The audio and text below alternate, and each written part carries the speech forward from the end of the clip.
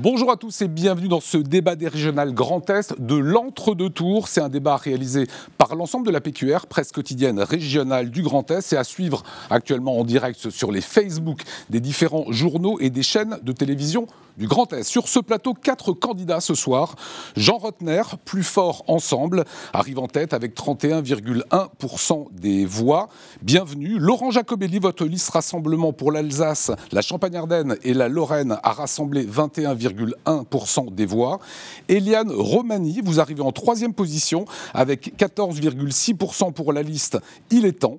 Et Brigitte Klinkert avec 10,7% au premier tour. Votre liste La Force de nos territoires se maintient. Alors durant ce débat, je vous l'ai dit, c'est avec la presse quotidienne régionale. 4 journalistes seront à mes côtés. C'est Philippe Privé de l'Est républicain, Frédéric Gouys de l'Union de Reims, Franck Buchy des dernières nouvelles d'Alsace et Willy Billiard de l'Est éclair.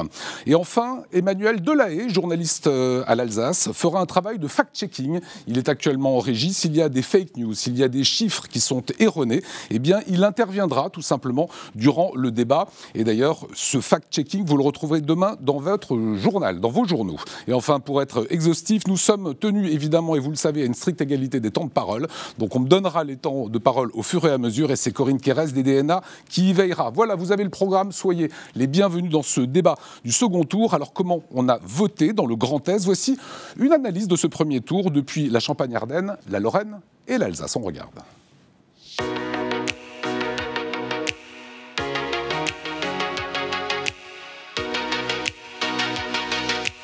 L'Alsace s'est distinguée dimanche soir du reste de la région Grand Est, non pas en termes de participation, l'abstention y bat là aussi des records, mais dans l'ordre d'arrivée des principales listes en présence. Bon premier du scrutin, Jean Rottner y brille cependant moins qu'ailleurs, avec un score inférieur de 4 points à celui qu'il recueille dans l'ensemble de la grande région.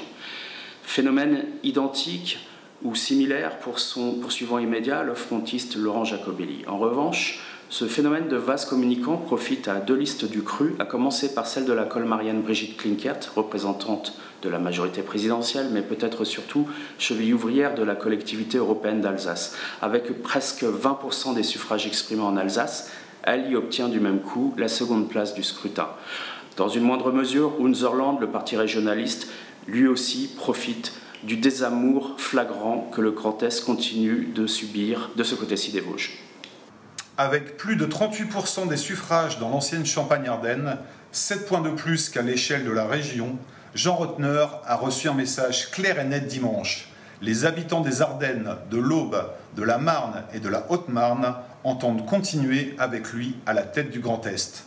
Laurent Jacobelli, RN, a lui aussi fait mieux en Champagne-Ardenne dans des proportions moindres, 23,7% des voix contre 21,1% dans le Grand Est. À gauche, l'ouest du Grand Est s'avère encore à contre-courant de la tendance régionale. Eliane Romani n'y obtient que 11,8% des suffrages, près de 3 points sous son score régional. L'autre désaveu concerne Brigitte Klinkert. Sa remise en cause du Grand Est n'a pas reçu un accueil favorable chez les électeurs de droite et du centre en Champagne-Ardenne, où elle ne recueille que 6% des voix, loin de son total régional de 10,8%. Enfin, un mot sur la participation. En Champagne-Ardenne, elle s'avère un peu supérieure à celle du Grand Est, avec 31,15% contre 29,61%. La Lorraine, comme les 2 autres régions historiques qui composent le Grand Est, n'a pas échappé à la principale caractéristique de ce premier tour, à savoir la très forte abstention, puisqu'elle est au-dessus de la moyenne régionale. Mais la Lorraine comporte 2 particularités. La première, c'est de compter le département le plus abstentionniste, à savoir la Moselle, au-delà de 73%, et de compter la grande ville qui s'est, si j'ose dire, le moins abstenu, à savoir Nancy, avec un taux d'abstention seulement, entre guillemets, de 66%. On notera que les départements les plus ruraux de la Lorraine, à savoir d'abord la Meuse et ensuite les Vosges, ont été les départements qui ont le plus participé, même si l'abstention est restée quand même largement majoritaire.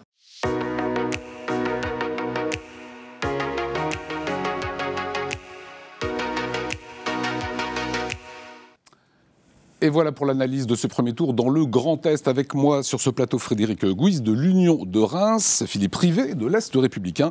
Et c'est à vous pour un bilan premier tour. Donc, bilan premier tour d'abord, avec une première question que j'adresse à Jean Rottner.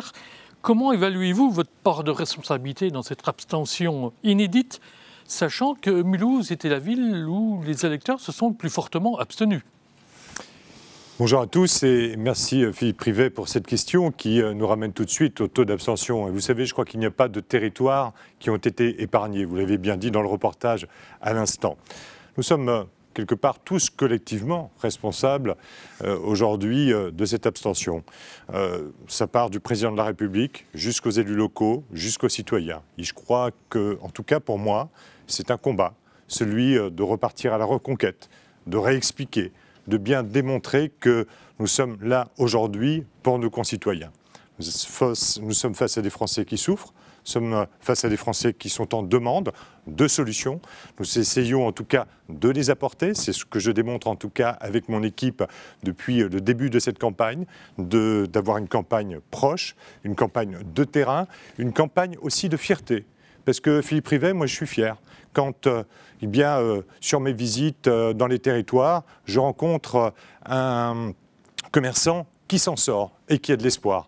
Et qui a de l'espoir parce que les collectivités, parce que l'État sont allés à ce secours. Je suis fier quand je rencontre des acteurs culturels qui sont là et qui, aujourd'hui, ressortent effectivement du tunnel qu'ils ont pu connaître en apportant là aussi des solutions à nos concitoyens. Je suis fier quand je rencontre des chefs d'entreprise qui ne sont pas désespérés, mais qui repartent là aussi à l'assaut. Bref, les solutions existent. Je crois qu'elles sont extrêmement concrètes. Et c'est dans ce rapport entre le concret, le politique, le rôle de l'État, le rôle des collectivités et la démonstration que nous faisons au concret, tous les jours, de notre action au plus proche des habitants, que nous pouvons peut-être lutter contre cette désaffection qui avait déjà débuté au niveau des municipales, qui touche les régionales, mais qui touche également les élections départementales. Il ne faut pas l'oublier. Il y a des élections nationales l'année prochaine. Il ne faudrait pas que ce phénomène se reproduise.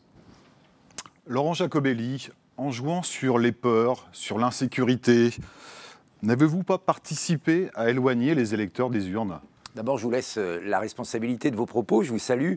Je n'ai joué absolument pas sur les peurs. Vous savez, j'ai décrit la réalité. Et si la réalité est parfois effrayante, ce n'est pas une raison pour ne pas la nommer. Oui, bien sûr, il y a un problème de sécurité dans nos 3 régions. Oui, bien sûr, il y a un problème d'emploi. Oui, bien sûr, il y a un problème d'accompagnement des entreprises pour se sortir de la crise sanitaire. Oui, bien sûr, les territoires ruraux sont oubliés par rapport aux métropoles. Oui, je l'ai dit parce que moi, je dis ce que je vois. On ne peut pas régler des problèmes que l'on nie.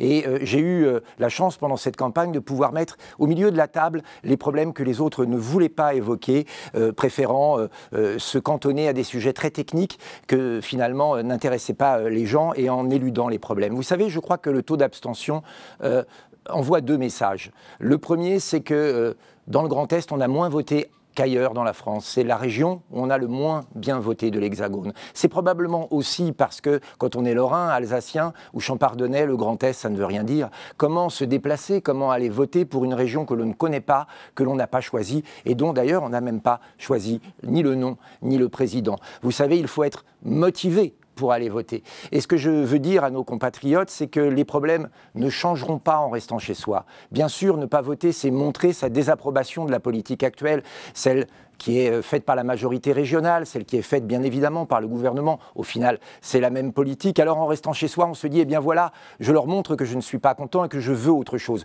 La seule manière efficace de le faire, c'est d'aller voter. Prendre 6 minutes de son temps pour changer les 6 années à venir. Moi, je ne joue pas sur les peurs, je joue sur l'espoir. L'espoir de retrouver la paix civile, la sécurité, l'emploi, nos territoires, d'être fiers de nos industries et de notre agriculture, d'aider les anciens, d'accompagner les plus jeunes. C'est un message d'espoir. Alors, vous semblez l'avoir mal interprété, c'était important pour moi de le repréciser. Mais ce message n'a pas porté auprès des électeurs du Rassemblement national. Si on se réfère à 2015, Florian Philippot était à 36%, vous êtes à 22%. 21,1%. En fait, vous aurez remarqué que l'abstention, c'est vrai dans le Grand Est et c'est vrai partout ailleurs en France, se termine finalement par une prime au sortant et une érosion des oppositions. C'est vrai ici, c'est vrai dans toutes les régions. Monsieur Rotner en est le bénéficiaire, puisqu'il est sortant, un peu moins d'ailleurs, même beaucoup moins que tous les autres présidents sortants, mais il y a un deuxième tour maintenant. Vous savez, la différence entre celui qui est arrivé premier et moi, il a fait 9% des inscrits, j'en ai fait 6. C'est-à-dire que rien n'est joué, les compteurs sont remis à zéro, il faut appeler les électrices et les électeurs du Grand Est à aller voter. Dimanche prochain, tout est possible, y compris le sursaut, y compris l'espoir. Philippe Privé. On reviendra sur la stratégie de deuxième tour dans un instant. On va rester sur le premier tour parce que j'ai une question à poser à Eliane Romani. Eliane Romani, vous étiez la représentante, la chef de file de la liste verte PSPC. Mais comme élue, comme candidate écologiste, vous avez surtout insisté sur votre sensibilité en laissant un peu à l'arrière-plan les alliances qui avaient pu être nouées à gauche. Est-ce que ça n'explique pas finalement le fait que les électeurs de gauche se sont globalement moins déplacés que les électeurs de droite quand on regarde les derniers sondages sortis des urnes? D'abord, je dois dire que le haut niveau d'abstention dans notre région qui s'abstient plus que dans d'autres régions, que les autres régions de France, ce haut niveau d'abstention est quelque chose qui inquiète et qui interroge. Je pense que c'est vraiment une alerte qui nous dit que notre démocratie est en danger et qu'il va falloir apprendre à peut-être gouverner autrement, pas seulement avec les élus locaux, comme c'est souvent le cas, mais aussi avec les citoyens de façon directe. Ce sont des pratiques que nous avons mis en œuvre depuis un certain temps, à la fois dans notre campagne électorale, mais dans les villes où nous sommes arrivés à la tête desquelles nous sommes arrivés. Donc ça, c'est une première chose. Effectivement, tout est maintenant possible, puisqu'il y a là une réserve de personnes qui pourraient aller voter au second tour et qui rebattent la question. On reviendra sur le second tour après, mais vous ne répondez pas à la question que je vous ai posée. Oui, j'y viens. Oui, mais si vous pouvez venir rapidement pour qu'on puisse aborder les autres sujets. Notre projet, c'est un projet 103 propositions qui sont un projet résolument écologiste et solidaire. Et dans notre présentation, j'ai mis en avant et les personnalités et les éléments de programme de toute la composante de ce large rassemblement que je conduis. Donc voilà, donc on a ces deux composantes-là qui sont présentes et dans les personnes et dans les projets. Brigitte Klinkert, pour terminer sur ce premier tour, avec un score sous les 11%, vous êtes juste à la limite pour vous maintenir, assez loin de ce que vous donnez les sondages dans les intentions de vote, même un 6% en ex-Champagne-Ardenne. Pourquoi vous maintenez au second tour ? Bon, déjà, c'est vrai que je suis déçue par le score que nous avons réalisé dimanche dernier. Il y a eu aussi un mouvement national. L'abstention, on l'a dit, plus de 70% dans le Grand Est, qui est malheureusement un record historique. Et puis aussi une prime au sortant dans toutes les régions de notre pays. En Alsace, je fais plutôt un bon score, pas loin de 20%. Et dans mon canton, puisque je suis candidate aux élections à la collectivité européenne d'Alsace, je dépasse les 63%. Moi, ce que je veux surtout retenir de ce premier tour, c'est un vrai choc. Et ce choc, c'est celui de l'abstention, dont le Grand Est détient le triste record. On s'est battu, j'ai envie de dire aux personnes qui nous regardent qu'on s'est battu pour obtenir le droit de vote, et en particulier les femmes. Nous ne l'avons obtenu que très tard, après la guerre. Il est absolument indispensable d'aller voter si on veut avancer, si on veut changer les choses. Parce que je crains qu'aujourd'hui, les personnes qui ne se sont pas rendues dans les bureaux de vote dimanche dernier, je crains qu'elles pensent que les élus sont inutiles, qu'ils sont trop éloignés, déconnectés des habitants, et aussi qu'ils ne tiennent pas leurs engagements. Eh bien, il faut redonner leur légitimité aux élus, et c'est bien pour cela que je me bats, pour des valeurs aussi, mais pour revoir des modes d'organisation dans la proximité. Et je suis là, dans ce deuxième tour, pour redonner de l'espoir aux habitants. Pour vous, le Rassemblement national n'est pas un danger ? Le Rassemblement national a baissé de plus de 15% depuis la dernière élection régionale. il n'y a pas de danger du Rassemblement national, d'où ma présence ici aussi. Et je vois que Mme Romani est bien présente ici dans ce deuxième tour. On va rester sur ce second tour, Philippe Privé, à présent. Oui, on va aborder les perspectives du second tour, votre stratégie qui commence de se dessiner d'ailleurs depuis mardi. J'aurais une première question à Mme Klinkert. On va continuer de vous donner la parole sur ce sujet. Si votre score, parmi les hypothèses qui circulent, votre score pourrait s'amenuiser au second tour, vous allez peut-être nous démentir, parce qu'on sait que traditionnellement, au second tour, on privilégie plutôt le vote utile, et le vote utile pour les électeurs, ce serait plutôt de voter pour Jean Rottner que pour vous. Donc, est-ce que c'est une crainte que vous avez ? Est-ce que, si votre score s'amenuise, vous pensez quand même siéger au sein de la région que vous critiquez, et siéger au sein de la collectivité européenne d'Alsace, vous avez de bonnes chances d'être élu ? Alors, d'abord, il y a un deuxième tour, et ce deuxième tour, en l'occurrence, je le prends comme une nouvelle élection. Et une nouvelle élection dans laquelle tout est possible, y compris gagner pour moi. J'ai une expérience d'élu local, j'ai une expérience de ministre.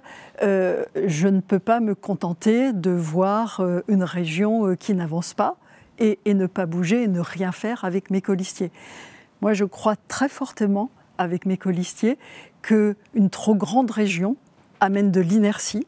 Et c'est bien pour cela qu'avec Frédéric Biry, nous avons créé la collectivité européenne d'Alsace pour avoir une collectivité plus proche. Et ce que nous avons créé en Alsace, eh bien, nous pourrions le reproduire ailleurs, dans le Grand Est, si les élus le souhaitent. Il faut donc retrouver de la proximité et retrouver de l'Alsace, j'ai envie de dire, de la Lorraine et de la Champagne-Ardenne, des anciennes régions qui soient respectées et qui soient aussi identifiées avec un président délégué à la tête de chacune d'entre elles pour bien incarner ces identités. Et puis, vous le savez, moi je vais proposer un référendum pour toutes les grandes questions relatives à la région et notamment sur son avenir. Et puis enfin, il faut faire et c'est pour cela que je me présente à ce deuxième tour, il faut un effort économique massif. J'ai l'expertise locale, j'ai créé au niveau national 1,5 million de jeunes, 1,5 million d'emplois pour les jeunes, et j'ai une expertise d'élu local, notamment avec le transfert sanitaire de patients vers l'étranger. On parlera de la relance économique aussi en fin de débat. Frédéric. Jean Rottner, vous avez refusé de fusionner votre liste avec celle de Brigitte Klinkert. Vous estimez ne pas en avoir besoin. Visiblement, l'arithmétique pourrait vous donner raison. Néanmoins, politiquement, ne pensez-vous pas risquer d'apparaître comme celui qui se replie sur l'ADN des Républicains, l'homme un peu de la fermeture plutôt que de l'ouverture ? Frédéric Guis, la première question qui émanait des journalistes que j'ai en face de moi, c'est pourquoi il y a autant d'abstention et comment y remédier. Bien, c'est de la clarté, c'est de l'honnêteté, c'est une ligne politique, et j'ai été toujours clair là-dessus. Je n'ai fermé la porte à personne, j'ai gardé la ligne qui était la nôtre, celle de notre équipe, c'est-à-dire que nous avions un programme, un objectif, un bilan. J'aime bien maintenant, de la part de mes contradicteurs, entendre bien la prime au sortant. La prime au sortant, c'est la prime du bilan, c'est la prime de la reconnaissance, c'est la prime dans les sondages de 74% des gens de cette région qui disent que nous avons fait un bon boulot, que nous avons fait le job. Et derrière, le résultat qui ressort aujourd'hui des urnes illustre peut-être, là aussi, le sentiment qu'ont les habitants du Grand Est du job qui a été fait. Donc, moi, je n'ai fermé la porte à personne. J'ai gardé simplement ma ligne, celle qui était définie par notre équipe, en cohérence, là aussi, avec notre histoire politique, tout simplement. Mais je suis heureux de voir que Mme Klinkert clarifie aussi sa propre ligne. J'ai entendu pendant toute la campagne du premier tour qu'elle regroupait le centre et la droite. Aujourd'hui, visiblement, dans sa propagande électorale qui arrive, elle se rapporte enfin à la majorité présidentielle. Je crois qu'il faut le souligner, il faut le dire, il faut le mettre en avant. C'est une clarification et derrière, eh bien, c'est un premier tour où Mme Klinkert n'a pas assumé finalement aujourd'hui son appartenance au gouvernement. Quand elle dit, comme je l'ai entendu trop souvent le dire, qu'elle veut doubler le plan de relance que j'ai signé avec sa collègue Mme Gourault, j'aimerais bien savoir comment financièrement elle double et budgétairement, elle double ce plan de relance, que nous rentre dans les dossiers. Je suis prêt, moi, dans cette émission, à rentrer là, véritablement, concrètement, dans les dossiers, et ne pas être sur, effectivement, des fusions, des accords d'appareil. Les gens n'en veulent plus, Frédéric Guis. Et c'est pour ça que j'ai toujours été extrêmement clair sur notre position. Nos collègues viendront après sur ces sujets, M. Rotner. Une question à Laurent Jacobelli. Monsieur Jacobelli, là, votre parti a durement critiqué les abstentionnistes. On a encore en tête le discours assez violent de Marine Le Pen là-dessus, et tout un certain nombre de représentants du Rassemblement national. Comment est-ce que vous pensez que vous êtes en bonne position aujourd'hui pour les convaincre et convaincre les électeurs qui se sont portés sur Florian Philippot, qui était à votre place il y a 6 ans?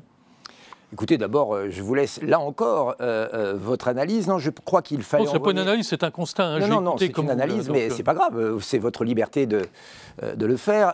Non, il a fallu envoyer un électrochoc, parce qu'effectivement, notre électorat, principalement, n'a pas été voté. Moi, je le vois bien.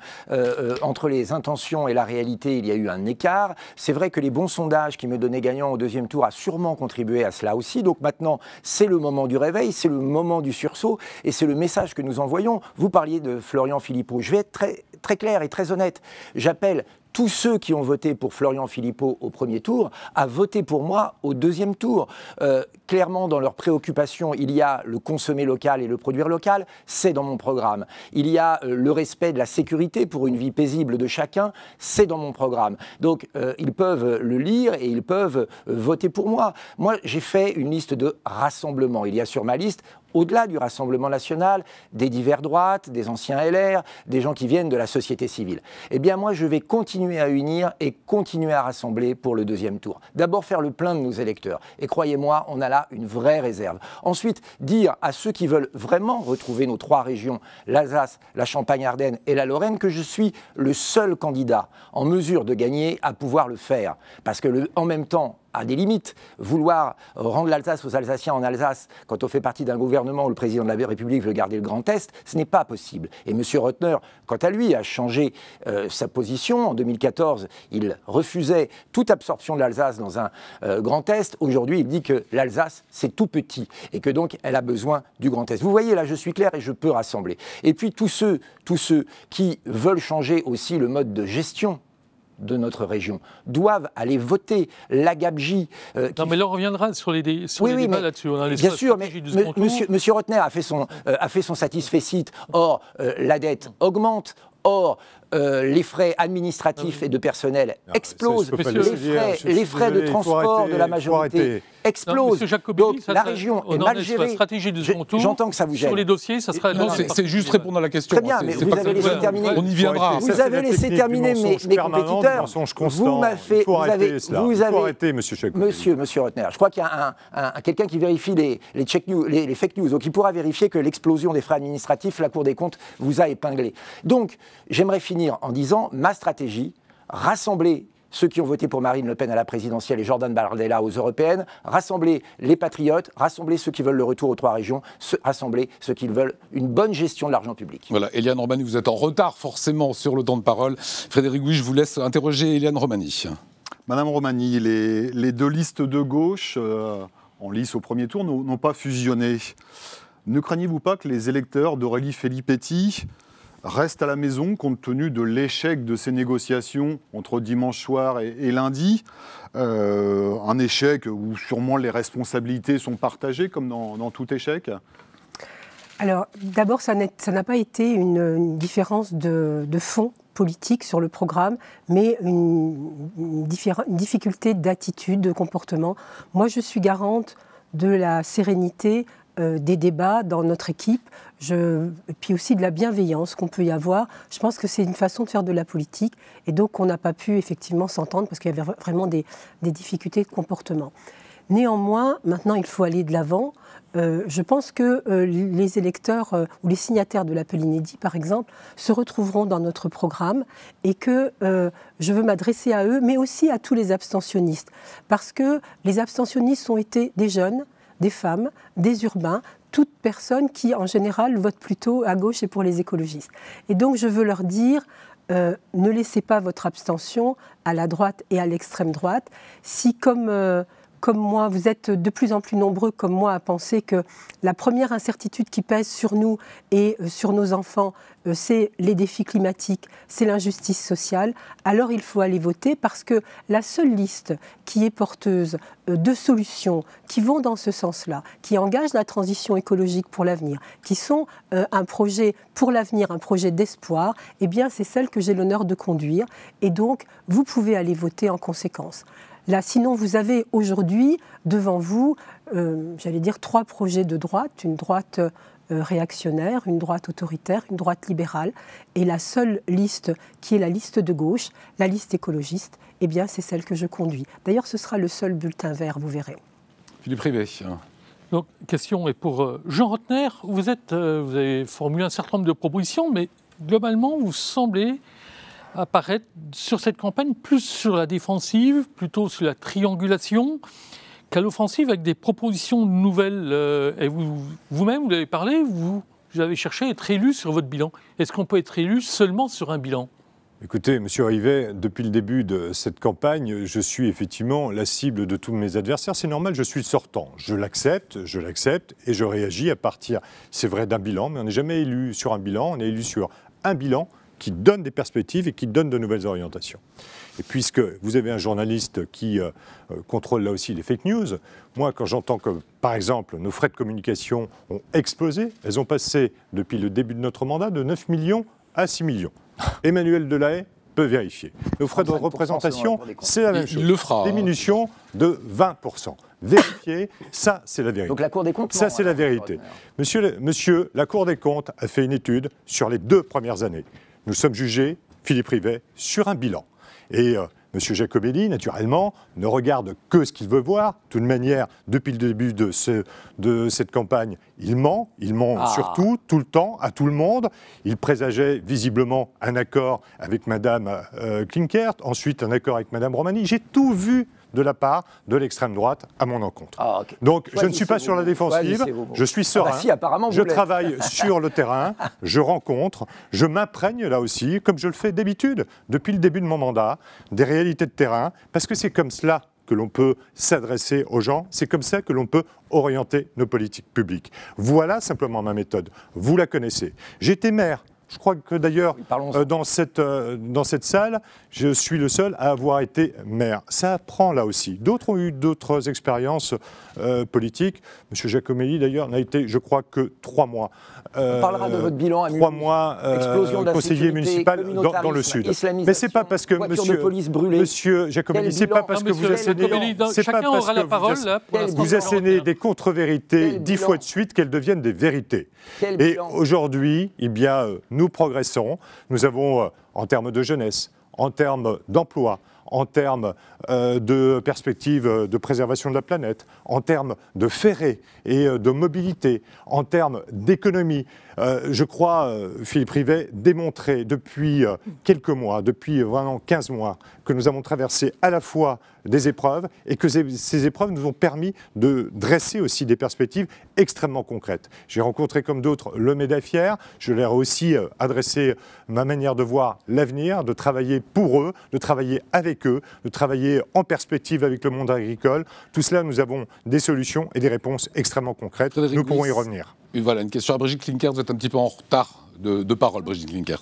Oui, Mme Klinkert, vous n'avez pas répondu à la question de mon collègue Philippe Rivet tout à l'heure. Si vous êtes élue à la région Grand Est, mais non victorieuse, est-ce que vous y siégerez néanmoins ? Évidemment, je n'y ai pas répondu parce que c'est tellement évident. Je suis une élue responsable, je pense être connue pour cela, et j'imaginais que ça n'avait même pas besoin d'être dit. C'est dit, évidemment, j'y siégerai. Maintenant, je voudrais quand même je peux revenir... compléter ma question ? Oui, bien sûr. Maintenant, donc, on sait que vous allez y siéger. Comment vous allez vous positionner ? Exemple, est-ce que vous serez prête à voter un budget présenté par Jean Rottner, s'il l'emporte, bien évidemment ? Moi, je le redis, je suis une élue responsable.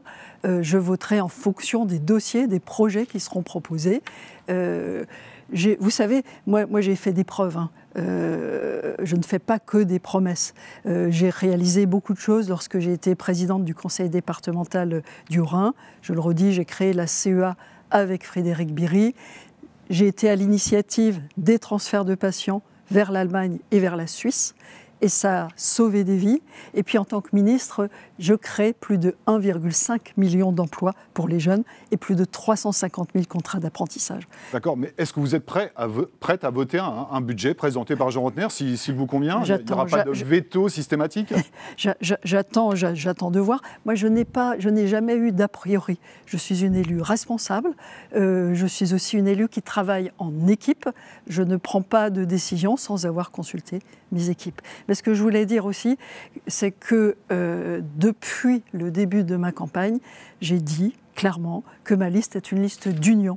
Et j'en suis fière. Et il n'y a eu aucune liste de rassemblement et d'union telle que la mienne, avec la moitié de colistiers qui sont issus de la société civile, des chefs d'entreprise, et l'autre moitié qui sont des personnes issues de différents partis, de la droite, les Républicains, du centre, et de la majorité présidentielle. Et contrairement à ce que peuvent dire certains sur ce plateau, j'ai toujours dit que j'étais ministre, membre du gouvernement et fière de l'être, et que je fais partie de la majorité présidentielle. J'espère que vous l'afficherez sur votre documentation prochaine, madame. Il ne faut pas dire n'importe quoi. On le verra. Et je ne me laisserai pas dire n'importe quoi, les électeurs le verront. Ni des mensonges. Les électeurs le verront, madame. Voilà, mais vous voyez, c'est avec ce type de débat-là que nos concitoyens ne vont plus aux urnes. Voilà, non, c'est avec l'affirmation, Madame Klinkert, l'affirmation forte de ce que l'on est. Vous revendiquez d'être ministre, affichez-le sur votre documentation future. Vous voulez que je mette une étiquette sur mon front pour dire tout le monde ici sait que je suis ministre, et non seulement tout le monde le sait. Pas tous les électeurs, madame. Non seulement tout le monde le sait, mais ces électeurs, en l'occurrence, lorsque je les rencontre, ils me félicitent d'être ministre, d'être au gouvernement dans une période aussi difficile, et ils me remercient pour ce que je fais au gouvernement. Voilà pour cette je crois que c'était même inscrit sur le bulletin de vote, ministre. Merci de le dire publiquement. Je dis sur le futur. Voilà, on a Emmanuel Delahaye qui vérifiera toutes ces informations. On peut le vérifier en direct si vous voulez. Mais je ne vois vraiment pas où est le problème, monsieur Rottner. Voilà, vous avez peur que je vous prenne trop de voix ? Oh non. Voilà pour cette première partie qui est consacrée au premier tour et aux perspectives qu'offrira le second tour. Dans un instant, nos invités, vous vouliez encore poser une question peut-être ? Peut-être une question, brève à chacun d'entre vous. Quel est le message que vous envoyez juste avant le second tour, mais une réponse brève ? Laurent Jacobelli. Message général aux électeurs, vous voulez dire ? Oui. Votre avenir vous appartient. Vous voulez en finir avec le matraquage fiscal, l'insécurité, le chômage, en sortir de cette crise sanitaire qui est devenue une crise économique. Vous voulez que les plus jeunes puissent trouver un emploi et soient formés, que nos anciens soient protégés. Vous voulez évidemment reprendre votre destin en main, vivre heureux en famille et au travail. Eh bien, il faut aller voter. Et avec l'équipe actuelle, vous avez bien compris, ça ne sera pas possible. On continuera comme avant, les copains qui, entre eux, se donnent des privilèges, mais qui vous oublient. Si vous voulez être au cœur de la politique, si vous voulez qu'on vous défende, si vous voulez protéger votre famille et les vôtres, allez voter pour ma liste. Vous connaissez mon programme, vous connaissez mon équipe, et vous savez que nous protégerons les habitants de la région. Voilà, ce sera plutôt après qu'on vous fera faire ce message. Ça sera en fin de débat. Ce que je propose maintenant, c'est qu'on marque une petite pause. Dans un instant, c'est Franck Buchy-Dédéna et Willy Billiard qui nous rejoindront de l'Est Éclair. Avant cela, je vous propose de retrouver les compétences de la région Grand Est. Regardez.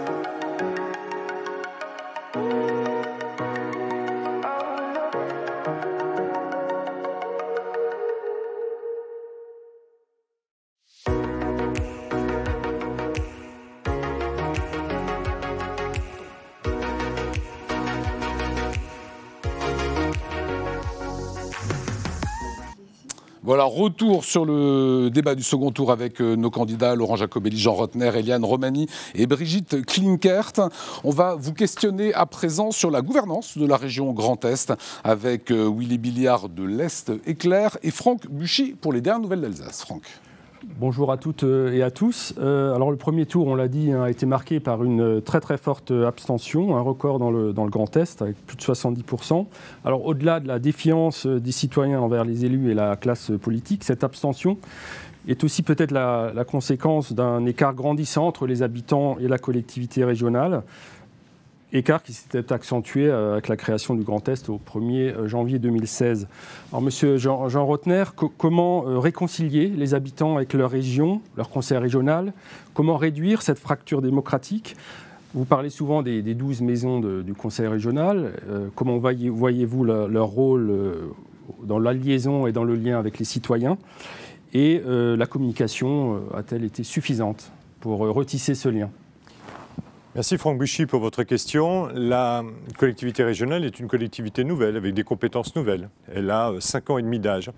Elle a, pendant 3 ans, cherché effectivement à avoir la fusion de ses services de la manière la plus efficace et de ses politiques qui, avant, appartenaient à 3 anciens territoires. Depuis 2 ans et demi, nous déployons nos ailes. Et je crois que ce travail de proximité, aujourd'hui, il est reconnu. C'est vrai que les maisons de la région, par exemple, sont un des moyens de proximité, de présence. Aujourd'hui, 90% des habitants de notre région se trouvent à moins de 30 minutes d'une maison de la région. Qui s'occupe. C'est peut-être insuffisamment connu, c'est vrai, mais aujourd'hui, nous les ouvrons, par exemple, au monde associatif, en proximité, de manière à ce que ce monde puisse utiliser ses locaux, puisse être en contact avec nos agents, avec nos élus, en proximité. On y travaille sur le transport, sur l'Europe, sur les lycées. Aujourd'hui, on définit avec les élus locaux en proximité dans ces maisons des stratégies, là aussi, de bassin d'emploi, des stratégies économiques avec le monde de l'entreprise. Eh bien, tout cela met du temps, progresse. Mais aujourd'hui, quand 77% des communes, par exemple des Ardennes, eh bien, bénéficient d'une aide de la région, ça se traduit aussi par un vote aujourd'hui à 42%, par exemple, pour notre liste. C'est-à-dire que le lien entre l'action, le plan Ardennes, la présence, effectivement, et notre présence de proximité à côté des élus, à côté des habitants, à côté du monde associatif, à côté du monde culturel, eh bien, c'est une montée en force progressive. Et je rajoute que ne tirons pas non plus des plans sur la comète. Ce que nous vivons ici dans le Grand Est, toutes les régions aujourd'hui le vivent de la même manière. Et ce n'est pas forcément lié à la superficie de la région. Il y a peut-être un mal beaucoup plus profond, une crise démocratique, j'en parlais tout à l'heure. C'est à nous tous collectivement et pas sur le dos de la région, parce que la participation départementale a été identique, la participation municipale était en baisse, la participation sur tout le territoire de la région est en baisse, comme sur toutes les autres régions. Donc le mal dans la région Grand Est est identique sur le reste de la France. Willy Billiard. Madame Klinkert, je reviens un petit peu sur un débat, une question qui vous a pas mal passionné en début de débat concernant la Cour des comptes aussi. C'était un rapport de septembre 2019 qui revenait effectivement sur les 2 premières années. 2 premières années. Absolument, du mandat en septembre 2019, où on pointait justement des coûts assez élevés, plus 11,9% en moyenne sur l'ensemble des régions. Et la région Grand Est s'était particulièrement distinguée avec un plus 28,3% des indemnités des agents territoriaux. Et ça, encore une fois, sur les années 2017 et 2018.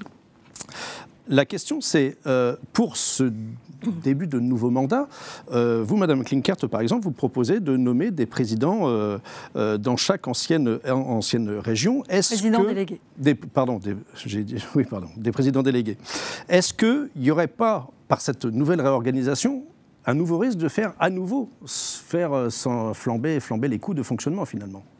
Bon, déjà, moi, je découvre depuis cette campagne que certains candidats, tout d'un coup, parlent de proximité, parlent d'Alsace, ne parlent plus jamais de Grand Est. Moi, mon combat, c'est la proximité. Parce que cette réforme de 2015 des grandes régions nous a été imposée et qu'on se rend compte, et que je me suis rendu compte là depuis 3 mois, plus que jamais, combien cette région est grande et trop grande. Et si je le dis, c'est parce que hier encore, hier encore, un maire du pays de Beach, un maire rural, me l'a dit, il n'a jamais eu le moindre contact en 6 ans avec un conseiller régional. Alors oui, il a eu des contacts avec les services, mais résultat des courses, les dossiers, les projets dont il souhaitait des financements de la région, eh bien, il n'a jamais eu les financements qu'il espérait. Parce qu'il manque cette proximité entre la région et les élus locaux, et pareil pour les chefs d'entreprise qui me disent pour beaucoup la même chose. Alors moi, longtemps, je pensais qu'il y avait qu'en Alsace où on disait que cette région est trop grande.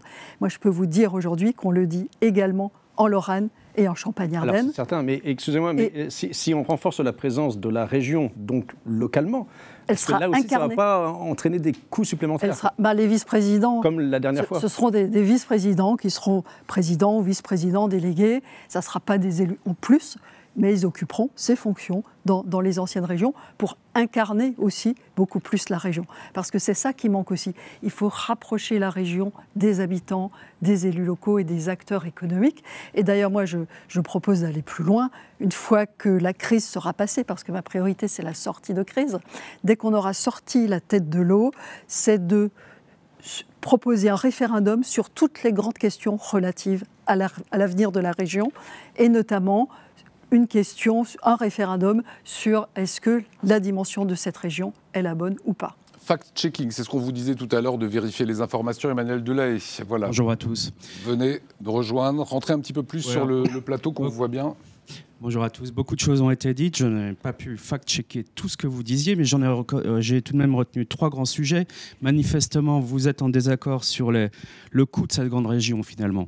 Alors, la Chambre régionale des comptes, effectivement, s'est prononcée en septembre 2019. Qu'est-ce qu'elle dit ? Elle dit que globalement, les effets de cette fusion n'ont pas encore eu de gains d'efficience notable. En revanche, elle pointe qu'au niveau national, les charges financières des régions fusionnées ont diminué entre 2015 et 2019 de 20%. Donc c'est bien en moyenne pour l'ensemble des régions fusionnées, mais moins 20% de charges financières. Pour ce qui est plus particulièrement des frais de communication que vous pointiez, M. Jacobelli, ils étaient de 8,6% en 2015 pour la région Grand Est, 8,5 millions, pardon, ils sont de 6,4 millions en 2020. Donc c'est à peu près les chiffres donnés par Jean Rotner. Deuxième sujet... c'est du fact-checking, M. Jacobelli. Monsieur Jacobelli, on vérifie ces défaits, c'est plus des opinions. La région Grand Est n'en faisait pas assez pour la ruralité. Je ne prétends pas être exhaustif, l'ENL ne me le permettrait pas, mais on peut citer le fonds de résistance lancé pour réagir au Covid, auquel l'agriculture et la viticulture ont été intégrés. Je peux préciser, avec toutes les collectivités de la région, tous les départements, toutes les intercommunalités. Et c'est important de le dire. Ouais. Ça a été un moment où nous sommes tous retrouvés et nous nous sommes serrés les coudes. Il ne s'agit pas, je crois, avec l'État. De la région. Et avec l'État. Donc soyez alors, très précis dans vos analyses. Ne soyez pas dans l'opinion. Ne soyez pas dans l'opinion. Justement, Monsieur Jacobelli, j'allais aussi vous donner l'exemple de l'aide à l'agriculture vosgienne. C'est tout récent, c'était voté en octobre dernier d'1,36 million d'euros. C'est vrai qu'il y a eu une accélération ces 6 derniers mois, vous avez raison. Voilà, ou encore l'aide à la conversion de véhicules. Les amis de M. Jacobelli n'ont pas voté le plan sur la ruralité. Je termine sur ce point, en début de mandat. Et là, il peut s'en mordre les doigts. C'est vrai qu'on peut le répéter. Ambitieux, on peut le répéter. C'est pas du fact-checking, on peut le vérifier. Un plan de petits fonctionnaires et pas du tout un plan stratégique et ambitieux. Je vous laisse à vos désaccords. Je donne juste un exemple encore factuel. C'est le vote d'une aide aux particuliers pour convertir leur véhicule essence au super-éthanol. 500 à 900 euros d'aide selon les cas. Combien de personnes ont touché ça ? 3,4 millions d'euros en tout. Combien de personnes, monsieur ? Soyez exhaustif. Oui, 3 000, monsieur. 3 000. 6 000 particuliers au total pourront en bénéficier d'après ce que j'ai trouvé. 3 000 et ça a relancé une filière, vous voyez bien le 85, et ça a rendu service à nos agriculteurs, monsieur. Ça a rendu service là aussi. Ça a rendu service à nos usines, ça a rendu service à nos agriculteurs, ça a rendu service à nos petits garagistes. Monsieur, ne me dites pas le contraire. Ne me dites pas le contraire. C'est pas d'autosatisfaction, c'est de la vérité. Monsieur, ce n'est pas du fact-checking. dernier point Ce n'est pas du fact-checking, Madame Klinkert. C'est de la propagande. Parce que, à l'instant, je vous laisse la responsabilité. Ah, mais je le dis clairement. Jacobelli. Je le dis Évidemment, clairement. je rejette totalement le terme. Madame Klinkert, à l'instant, vous parliez de référendum. Effectivement, la réforme constitutionnelle de 2003 a ouvert cette possibilité pour les collectivités territoriales. Vous disiez qu'en particulier, vous aimeriez à cette occasion poser la question de l'organisation de la région. Je souligne juste le fait que l'intitulé de la question doit passer sur les fourches codines du représentant de l'État, c'est-à-dire du préfet. Ça ne me pose aucun problème, évidemment. Ça va mieux en le disant. C'est une question que nous allons travailler ensemble. Est-ce que, Monsieur Delahaye, vous pourriez vérifier une chose suite à ce que j'ai dit tout à l'heure sur la dimension de cette région, trop grande région. Est-ce que, oui ou non, la région Grand Est a dépensé près d'1 million d'euros, je crois 850 000 euros, pour forger une identité grand-estienne à cette région? Parce que moi, je trouve ça juste absurde. Alors, pour le coup, 1 million d'euros pour tout vouloir uniformiser. Pour le coup, je parle de mémoire et je revérifierai, promis. Je peux vous donner la réponse, si vous voulez. C'est un marché pluriannuel de communication lié à l'attractivité et à la nécessité de soutenir tous les territoires, y compris dans le tourisme que vous connaissez très bien comme ex-présidente du conseil départemental du Haut-Rhin. J'assume totalement et clairement cette dépense. Elle a été publique, elle a été décidée et votée par notre Assemblée. Voilà, comme il y a Madame Romani qui est très en retard, on va interroger Willy. Eliane Romani.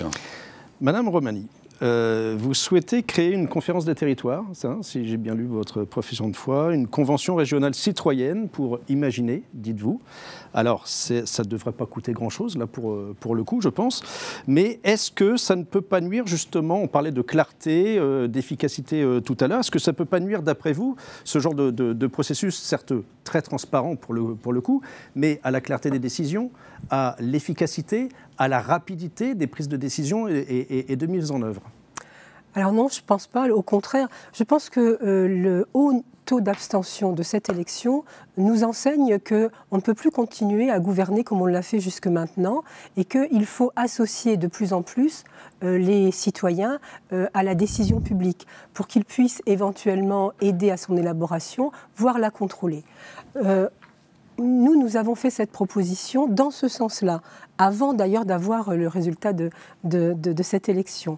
Ce qui est important pour nous, c'est d'avoir une gouvernance qui soit associée au territoire, déjà, parce qu'il y a une diversité des territoires qu'on doit prendre en compte, et donc on doit contractualiser avec les territoires, faire des conférences de territoire où seront présents autour de la table les collectivités, les élus, les entreprises, les citoyens. Donc ça, c'est un premier niveau très important. Le deuxième niveau, c'est aussi la place du Conseil économique et social, avec lequel il faut travailler régulièrement parce qu'il représente aussi la diversité de la population dans la région. Et puis ce conseil dont j'ai parlé, le conseil citoyen que vous évoquez là, qui est aussi une façon directe. L'exemple qui est quand même le plus fructueux et le plus récent, c'est celui du Conseil consultatif pour le climat. Voilà des gens qui représentaient la population française, qui n'étaient pas plus écolos que ça, qui ont travaillé sur la transition écologique et qui ont sorti un certain nombre de propositions dont tout le monde s'accordait à dire qu'elles étaient très fécondes. Et qui n'ont pas toutes été retenues. Et là, pour le coup, qui n'ont pas été retenues. Je ne vous fais pas dire. Donc finalement, mais ce que je veux dire, c'est que c'est un processus. Et il y en a eu plusieurs qui ont été mis en œuvre, qui n'ont pas abouti. Mais ce que je veux dire, c'est quand même un processus extrêmement fécond. Et je pense qu'on ne peut pas, mettre de côté le fait que nous ayons à travailler au plus près des citoyens. Je veux dire, je pense que quand même, c'est au moins une leçon qu'on pourrait tirer du taux d'abstention. Mais ce que je veux dire, c'est que je ne souhaite pas, moi, réduire cette question-là à la taille de la région et à la question de proximité. Parce que travailler ou gouverner cette région, oui, mais pour faire quoi ? Eh bien, moi, je pense que justement, la taille de cette région et le fait qu'elle ait des compétences très particulières, c'est un levier, un outil extraordinaire pour la transition écologique. Moi, je pense qu'on est au contraire au bon niveau pour engager une transition écologique dont on sait tous qu'on a besoin, parce que justement, on est chef de file au niveau de l'économie, parce qu'on est chef de file en matière d'aménagement, parce qu'on peut travailler, et on en a vraiment besoin, parce que ça tarde à venir, un schéma directeur stratégique pour les mobilités, parce qu'on peut travailler sur l'agriculture et faire en sorte d'accompagner la reconversion. Ce que je dis, c'est qu'au-delà de la taille, de la proximité, il y a le fait que cette région, c'est une super dimension pour engager la transition écologique. Voilà. Franck, je voudrais qu'on entende M. Jacobelli avant d'entendre les citoyens, puisqu'on est allé les interroger aussi au sortir des urnes. M. Jacobelli, vous souhaitez éclater la région en 3 régions historiques, l'Alsace, la Champagne-Ardenne et la Lorraine. Alors concrètement, comment souhaitez-vous faire? Y aurait-il 3 mini-conseils régionaux? N'allez-vous pas créer une nouvelle ou rajouter une nouvelle couche à un millefeuille? Et surtout, ne pensez-vous pas que ça va augmenter les coûts de fonctionnement? Ah non, sûrement pas, et faire pire que ce qui a été fait en coût de fonctionnement, je crois que ce n'est pas possible. D'abord, parce que quand on est très loin des électeurs, on est obligé, on se sent obligé en tout cas, de créer un faux mythe, une fausse histoire du Grand Est qui n'existe pas. Alors effectivement, on fait de la com sur les TER, en mettant Grand Est. Votre projet à vous, donc éclater en 3 régions, c'est quoi? Ça veut dire quoi? D'abord, un projet est né d'un constat. Permettez-moi de faire le constat. Deuxièmement, faire le constat, c'est bien, mais le temps est compté. Si je ne peux pas parler, vous comprendrez bien qu'on n'y arrivera pas. Il y aura des temps de parole. Mais j'imagine bien. Et on voudrait du concret. J'aimerais, comme les autres intervenants ici, ne pas être systématiquement interrompu. On ne vous interrompt pas. Merci beaucoup. 45 millions d'euros pour acheter des maisons de région, très honnêtement, on aurait pu faire autre chose de cet argent. Il y a aujourd'hui un besoin très clair de proximité. La crise sanitaire que nous avons vécue l'a montré. On a montré que le maire était plus efficace finalement pour répondre aux besoins de la population que le président de la République concrètement. Et donc ce besoin de proximité, ce besoin d'identité aussi, ce besoin de défendre sa culture, sa terre, son environnement, eh bien ça veut dire un retour aux régions, des régions qui seront moins consommatrices d'argent public, qui seront donc plus proches et moins fonctionnalisées des habitants. C'est, je crois, ce que veulent nos concitoyens. Comment y arriver ? Nous travaillerons sur un projet de loi que nos parlementaires présenteront pour redéfinir un découpage, mais ce découpage... Donc après 2022 ? Ce découpage, le temps qu'il soit installé, ce ne sera pas tout de suite, et donc il faut des mesures intermédiaires. Ces mesures intermédiaires, c'est la création de 3 vice-présidences qui chacune s'occuperont d'une des anciennes régions. Je le porte depuis 2015, et je suis d'ailleurs très heureux que Mme Klinkert porte cette vision, et si je suis demain président de région, j'espère, Mme Klinkert, que sur ce dossier, nous pourrons travailler ensemble. 3 budgets dédiés, 3 assemblées, Châlons, mais c'est Strasbourg, et nous prendrons des décisions au plus proche. Vous savez, en Champagne-Ardenne, on se sent méprisé. En Lorraine, on se sent oublié parce que les financements n'arrivent pas, et en Alsace, on se sent trahi parce que l'homme qui avait promis que l'Alsace resterait l'Alsace l'a vendu à un monstre administratif. Donc vous voyez, tout le monde a ce besoin de retrouver des régions plus proches, et puis ça permettra de contrôler aussi les dépenses et les actions des élus et d'éviter les gabegies actuelles. Donc, je vous propose, Franck, on va avancer parce qu'on va parler de relance économique dans un instant. Et évidemment, ça nous concerne tous. Je vous propose avant cela d'entendre des habitants du Grand Est. Ils ont été interrogés dimanche à la sortie des urnes. Alors, qu'attendent-ils des futurs élus régionaux? On écoute.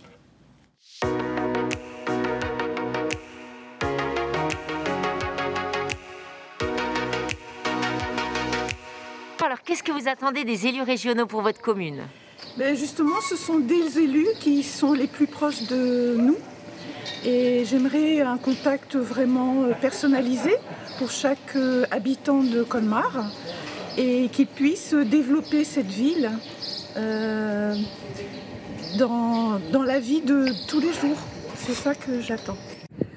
Nous voulions savoir le positionnement que vous auriez pour l'agriculture et la viticulture biologique dans la grande région pour les années à venir, la mandature à venir.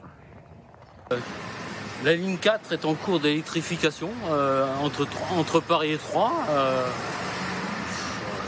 Ça va finir par être fait. Que se passera-t-il à l'issue de cette électrification ?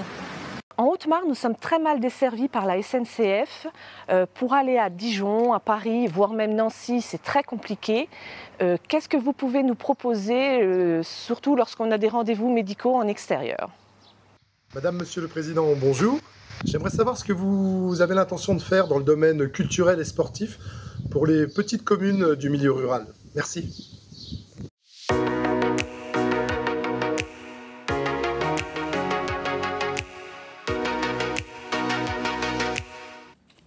Voilà une petite question à chacun, mais répondez très court. Cet habitant de Colmar qui souhaite un contact plus personnalisé avec les élus.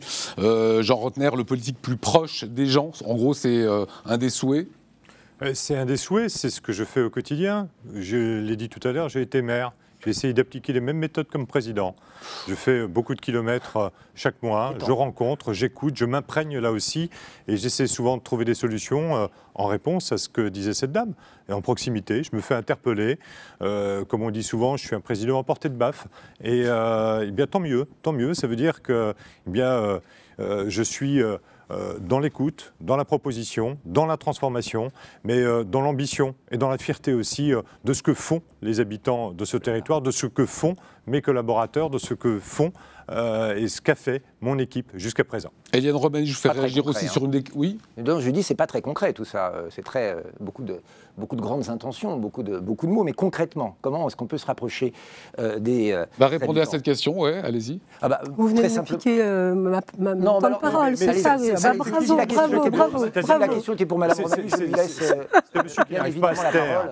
M. Jacobelli n'arrive pas à se taire. Il est obligé forcément d'interrompre. On vous écoute, m'interroger, alors je suis là, je peux parler. Allez-y, on vous écoute. Je n'ai pas entendu, Voilà, sur le politique proche des gens, il y a ça. Et je voulais surtout vous faire réagir sur la deuxième interrogation de ces habitants dans la Marne, le positionnement pour l'agriculture et la viticulture bio. Vous me répondez très court. Oui, très court. Si jamais vous étiez la future présidente. Eh bien, dans notre proposition, on a des propositions concrètes. Pour la mobilité, nous avons, vocation, ambition d'ouvrir 8 à 10 lignes de proximité, ouvrir de nouvelles gares, en faire des lieux de vie, 1 milliard d'euros supplémentaires sur cette ambition-là. Au niveau de l'agriculture biologique, bien entendu, ça ne vous surprendra pas de la part d'une écologiste. Nous voulons faire en sorte qu'on puisse avoir 25% de surface agricole en biologique à l'horizon 2025. Ça, c'est très ambitieux. Et continuer après.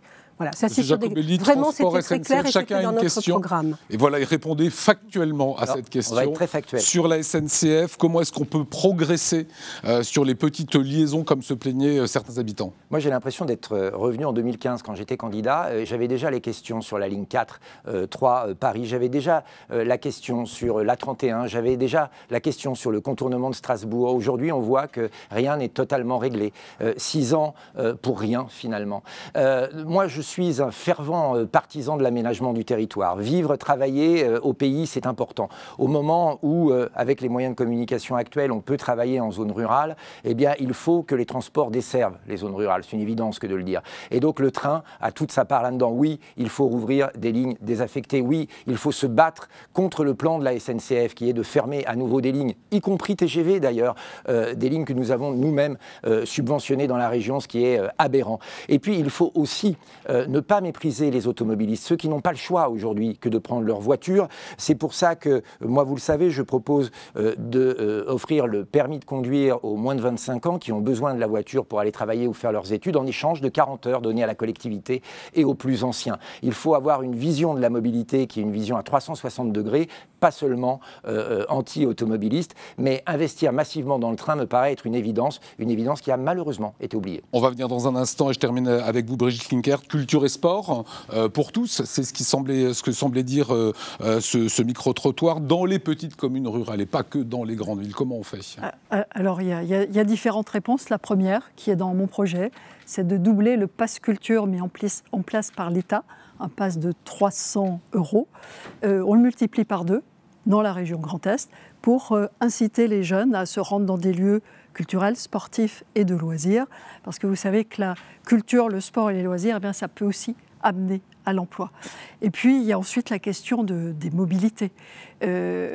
Parce qu'aujourd'hui, il s'agit, comme ça a été dit, de rouvrir des petites lignes, de mettre en place aussi de la mobilité solidaire pour permettre à un prix très bas de louer un cyclo pour la journée, de louer une voiture pour la journée et de se rendre dans des lieux culturels. Voilà, Franck Buchy, Willy Billiard, je vous laisse maintenant ce plan de relance économique qui va nous intéresser et je voudrais qu'on interroge évidemment Madame Romani qui est en retard sur le questionnement.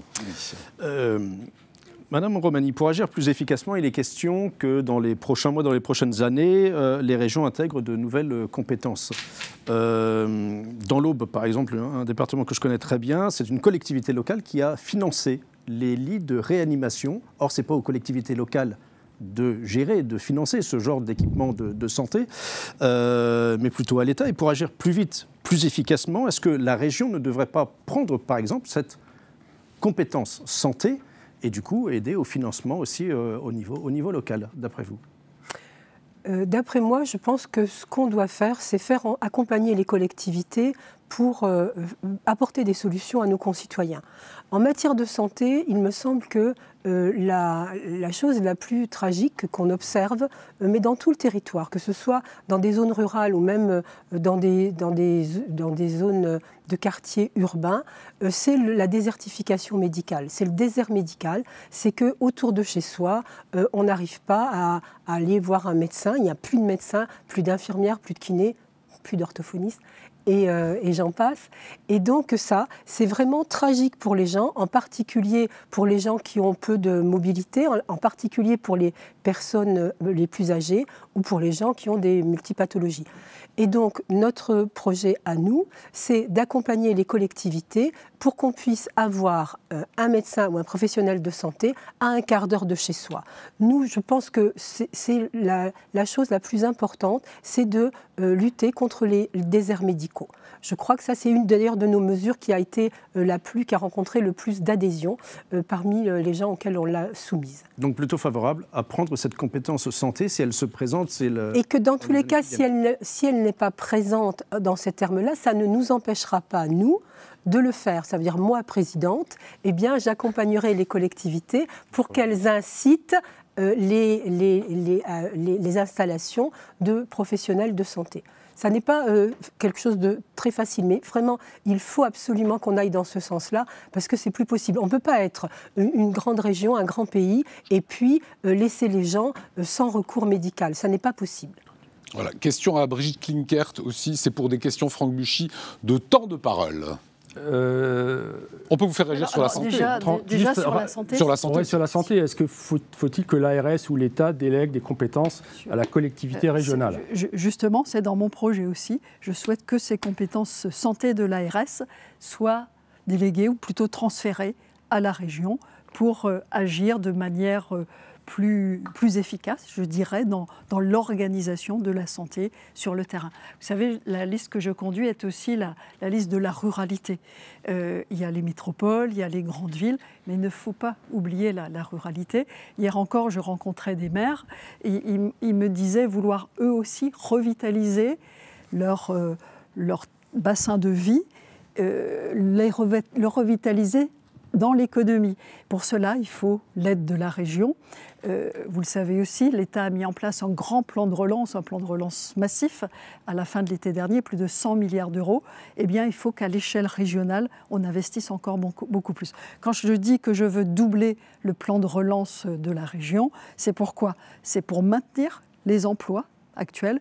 C'est déjà important, mais aussi pour créer de nouveaux emplois. Et il y a des nouveaux emplois à créer pour les jeunes, en particulier dans les métiers nouveaux, le développement durable, dans le domaine des soins aussi. Il y a vraiment des choses à faire. Et j'ai fait la preuve au niveau national de la création d'emplois, 1,5 million d'emplois créés en moins de 6 mois pour les jeunes.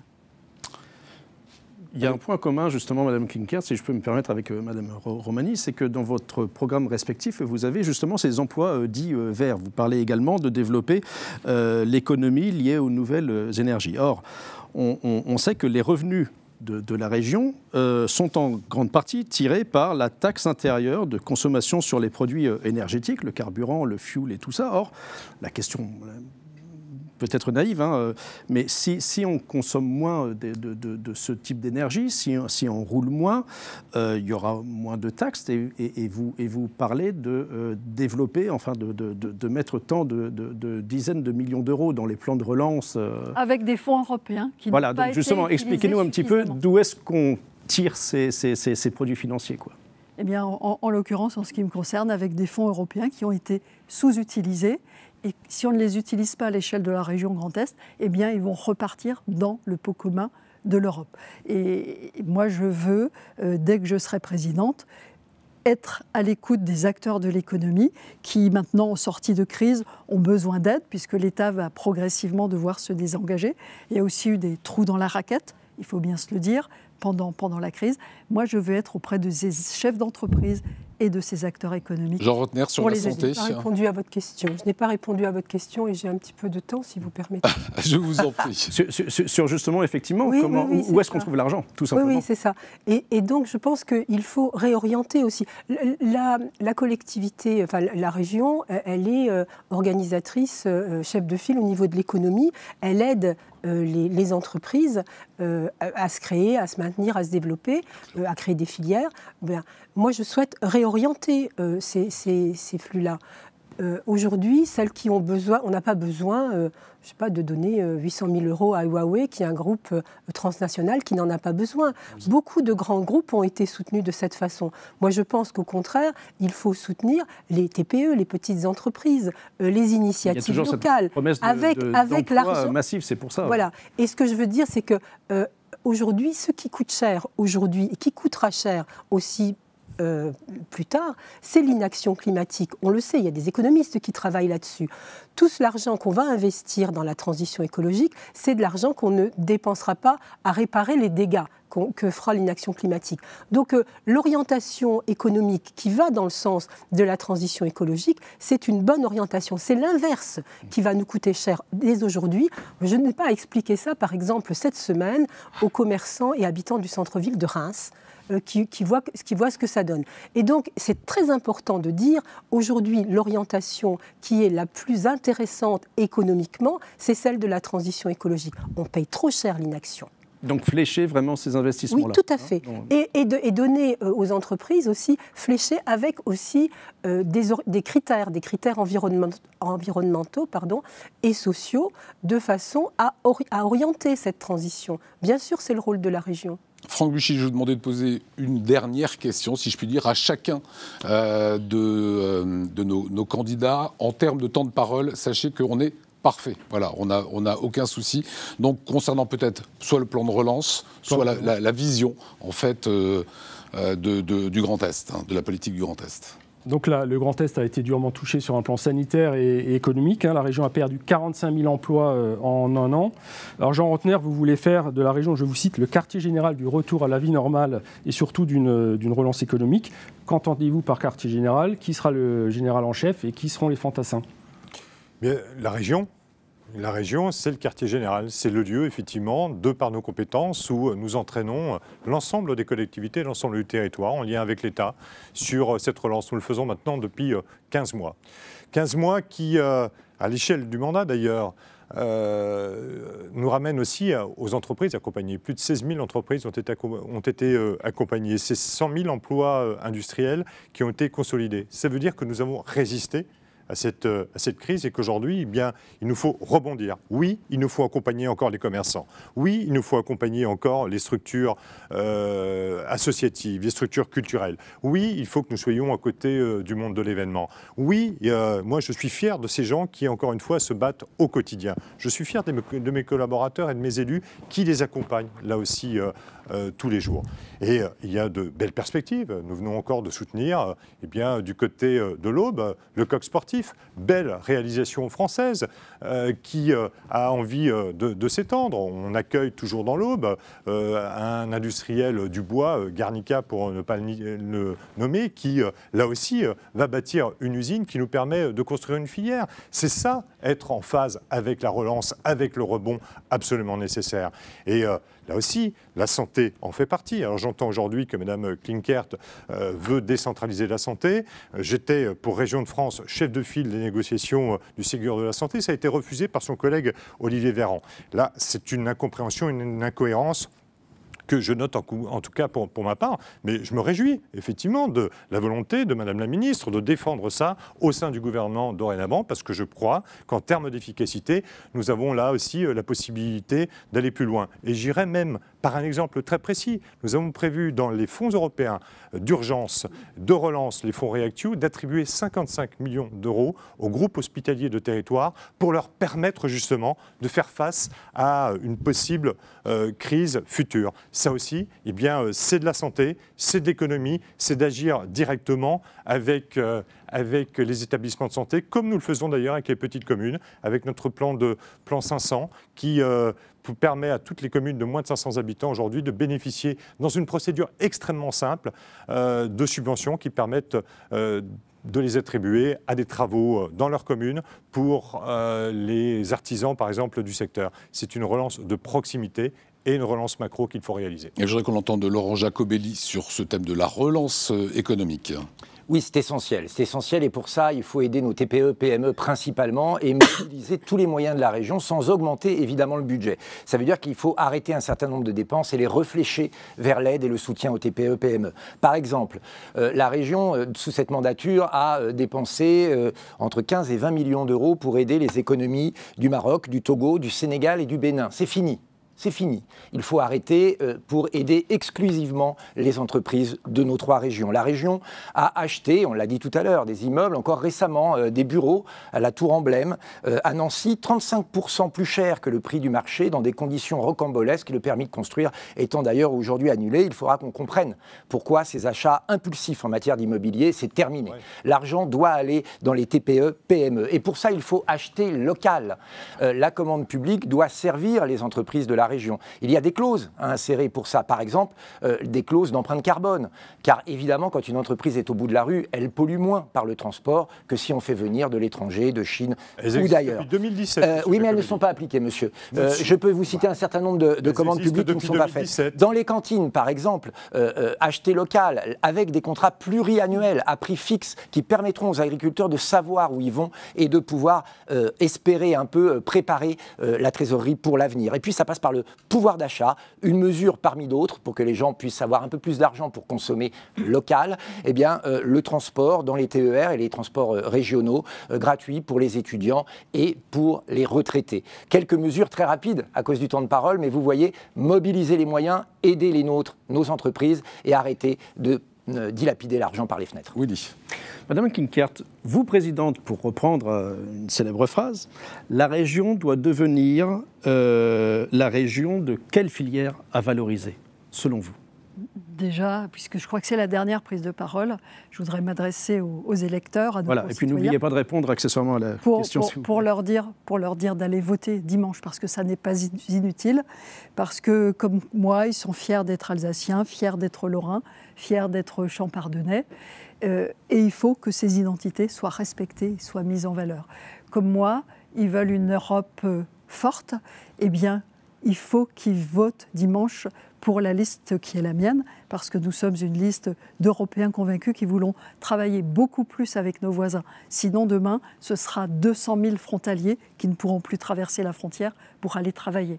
Et puis, si vous ne voulez pas l'immobilisme, eh bien, c'est une raison supplémentaire pour voter pour moi, parce que je suis une femme d'action, une femme de terrain, et que je bosse pendant que d'autres sont sur les plateaux télé et font de la communication. Alors, moi, je souhaite continuer à bosser pour les filières. Je crois qu'avant tout, et avant de mettre en place de grands principes, il faut discuter, il faut rencontrer les élus locaux, il faut discuter avec les acteurs économiques, pas juste la veille des élections, mais pendant toute la durée du mandat, et c'est ensemble qu'on monte les politiques. Et donc, la filière à valoriser ?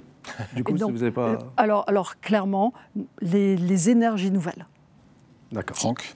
Madame Romani, vous souhaitez relancer l'économie après la crise sanitaire en créant 100 000 emplois, je cite votre profession de foi, en réorientant les budgets vers l'agriculture biologique et les énergies renouvelables. Comment la région peut-elle créer 100 000 emplois ? Alors d'abord, je trouve que la crise, on doit tirer les leçons de cette crise. La folie, ce serait de faire pareil et d'attendre des résultats différents. Je pense qu'on doit faire autrement, réorienter les choses. Eh bien, vous voyez, on parlait de filières, Madame Klinkert a évoqué effectivement les filières d'énergie renouvelable, mais il y a aussi tout ce qui se passe autour de la maîtrise de l'énergie. Et puis, on a des ressources dans notre région extraordinaires au niveau des matériaux biosourcés qui permettront de faire, au niveau de la construction des maisons ou des constructions écologiques dont on a besoin. C'est-à-dire que ces filières-là, elles créent de nouveaux métiers, on crée de nouveaux emplois. En aidant une filière à se mettre en place, eh bien, les entreprises s'installent et puis créent des emplois. C'est ça ce qu'on veut. Et en fait, on évalue le fait que ça représente 100 000 emplois dans notre région sur un mandat. C'est toute cette économie de la transition écologique, de produire autrement, consommer autrement, qui crée ces emplois-là. Et c'est aussi effectivement la commande publique qui peut aussi aider dans ce sens. Je vais vous demander en 30 secondes un petit message. Je sais, Laurent Jacobelli, on est vraiment au bout du bout de cette émission sur Facebook, sur tous les réseaux sociaux. En 30 secondes. Un message général alors. Exactement. Dimanche prochain, vous allez voter. Voter pour la région, voter pour votre quotidien. Il faut maintenant changer d'équipe, il est temps. L'insécurité augmente. On nous promet la relocalisation de migrants. Le taux de chômage est encore très élevé. Les espoirs d'embauche sont les plus faibles dans notre région de toute la France, si l'on en croit les entrepreneurs. Il y a aujourd'hui des territoires oubliés dans des départements essentiellement agricoles. Il faut se réveiller. Votez, votez, votez. Prenez votre destin en main, sinon c'est 6 ans de plus de l'équipe Rotner, 6 ans de plus d'entre-soi, 6 ans de plus de mépris des territoires et 6 ans de plus d'argent public gaspillé et d'insécurité aux urnes pour changer l'avenir. Merci Laurent Jacobelli. Eliane Romani, dernière prise de parole sur une trentaine de secondes. Moi, je voudrais m'adresser aux électeurs et aux électrices pour leur dire que, effectivement, dimanche prochain se joue l'avenir de notre région, mais aussi la qualité de leur vie pour les années qui viennent. Ils auront devant eux 3 nuances de bulletins de vote qui seront de couleur bleue. Il y aura la droite réactionnaire, la droite autoritaire, la droite libérale et un seul bulletin vert qui est celui d'un grand rassemblement que je conduis de la gauche et des écologistes qui ont envie d'engager la transition écologique et la justice sociale dont notre région a besoin.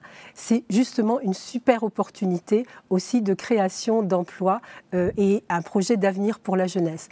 Vous l'avez dit, il est temps pour l'écologie et la justice sociale dans notre région.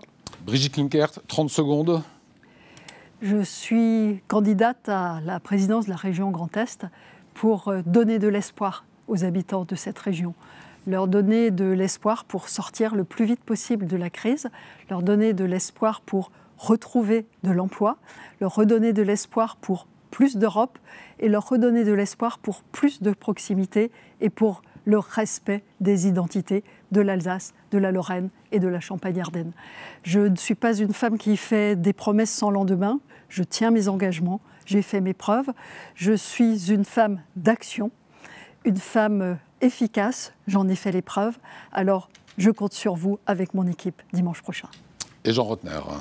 Notre terre est une terre de liberté, une terre d'audace, une terre d'ambition, une terre de fierté. Notre région est une terre qui doit progresser, qui doit sortir de la crise de manière positive. Vous me connaissez, vous connaissez notre équipe. Comme on dit, nous avons fait le job. Nous le ferons également demain.